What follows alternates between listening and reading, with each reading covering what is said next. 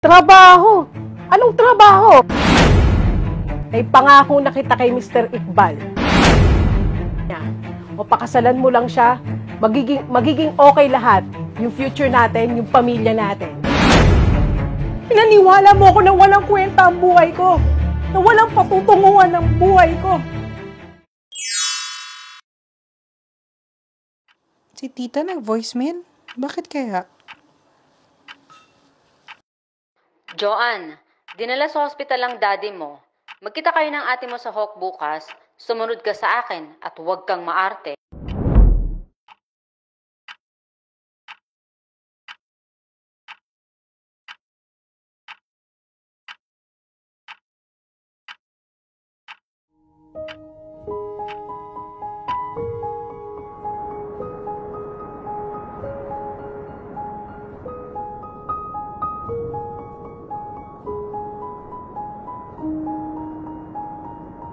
Kung gusto ka niya, o pakasalan mo lang siya, magiging okay lahat. Yung future natin, yung pamilya natin. Alam ko kung anong makakabuti sa'yo at yun ang susundin mo. Ayan mo! Yung world record ko, mabibit ko na! In 3, 2, 1, boom! Yes! Ang galing ko talaga dito. Umayos ka nga. Puro ka hilata eh. Opo, ate.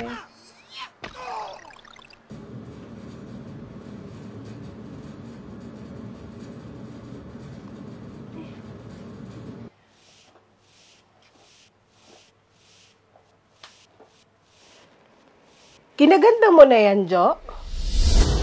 Ang pangit na suot mo. Magpalit ka nga doon. Baduy. Para kang tanga.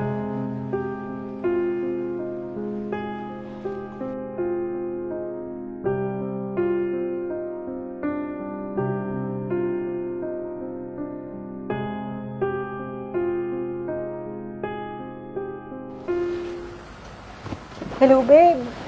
Grabe. Nag-graduate na tayo, no? Nairahouse na rin natin ang hirap ng marketing. Hindi ko to magagawa kung di dahil sa'yo. Salamat, babe, ah. I love you. Oh, paano? See you later sa school? Bye. I love you? Ate? Anong I love you? Ano? Halika rito. Mag-usap tayo sa loob. Dito, sa loob. Sa loob. Jo, 2 weeks na lang, gagraduate ka na. Makakabawi na rin tayo kay Daddy. Oo, ate, alam ko. Makakagraduate ako, maghahanap ako ng trabaho. Magiging successful ako. Magtipala ka naman. Trabaho? Anong trabaho? Hindi na. Huh? Ay pangako na kita kay Mr. Iqbal.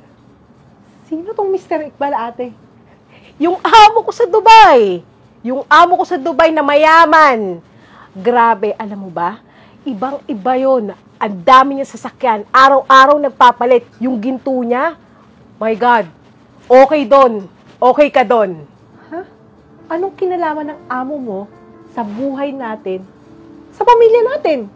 Joanne, naghahanap ng mapapangasawa yun. Binigay ko nga yung picture mo eh. Nakita ka na niya. At alam mo ba, gustong-gusto ka niya. O pakasalan mo lang siya, magiging okay lahat. Yung future natin, yung pamilya natin. Narinig mo ba yung sinasabi mo? Alam mo ba yung sinasabi mo, ate? Ate, nabubulag ka sa salapi. Hindi ka ba nagsasawa? Hindi ka ba nagsasawa sa buhay nating mahirap? Paulit-ulit. Ganito makinig ka sa akin, makinig ka sa akin. Alam ko kung anong makakabuti sa'yo at yun ang susundin mo. Alam mo kung ano makakabuti. Eh di ikaw na lang pakasadya sa amo mong ikaw ang pakasasa sa pera, kotse, at kung anong meron siya. Total, materialistic ka naman.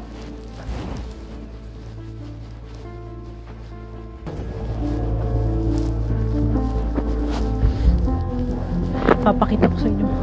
Kaya ko.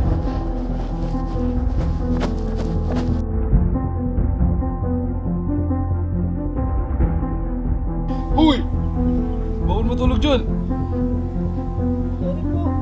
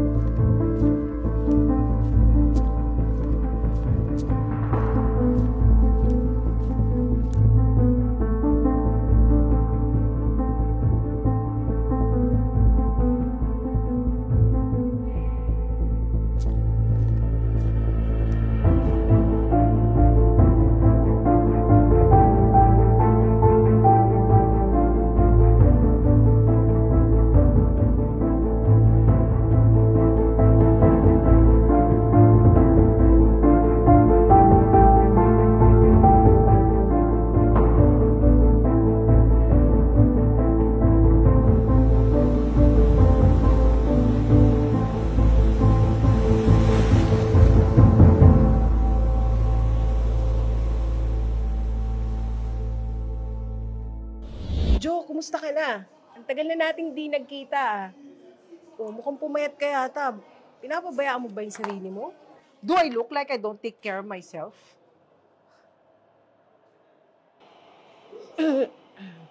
Kumusta ka na? Ang tagal na nating di nag-uusap ah. Sino ba nagsabing gusto kita kausap? Kaya lang naman ako nandito dahil sinabi sa akin ni tita ang nangyari kay daddy.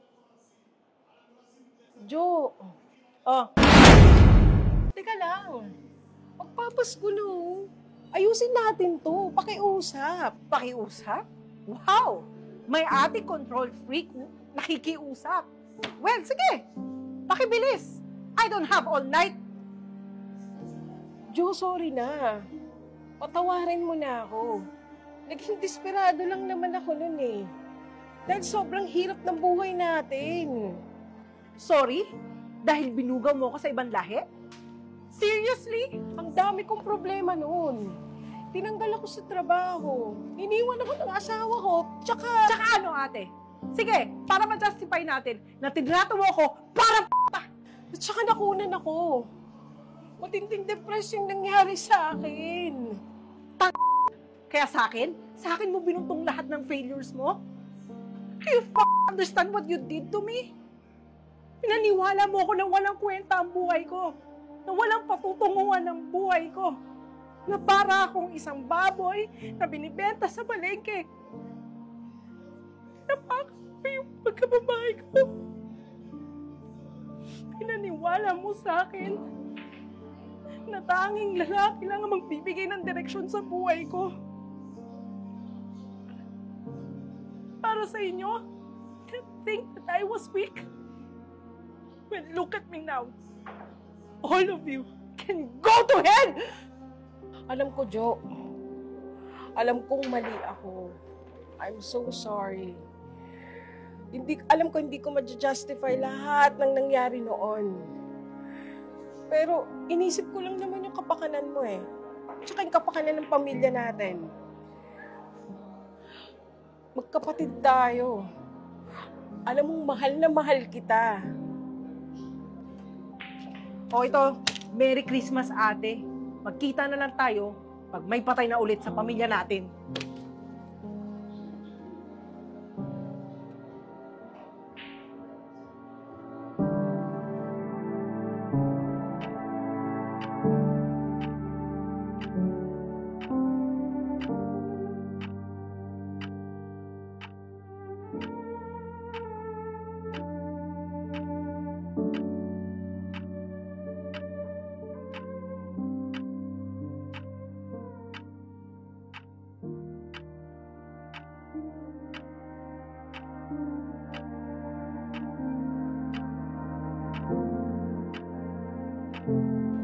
Magkapatid tayo. Alam mong mahal na mahal kita.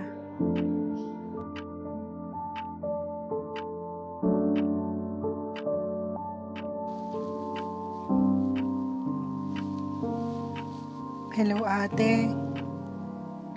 I'm sorry. Asan ka? Sunduin kita. Sa akin ka magpapasko.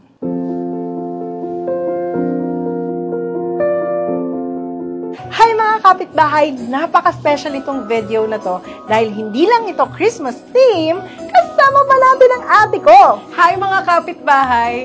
A simple reminder, ano man ang galit ang meron ka sa pamilya mo, panahon na para magpatawad. Pasko naman eh. Tama na ang pagbitbit sa basura ng nakaraan.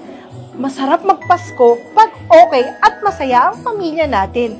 Life is short, kapitbahay. Kaya from Positively Joe and G, Merry Christmas!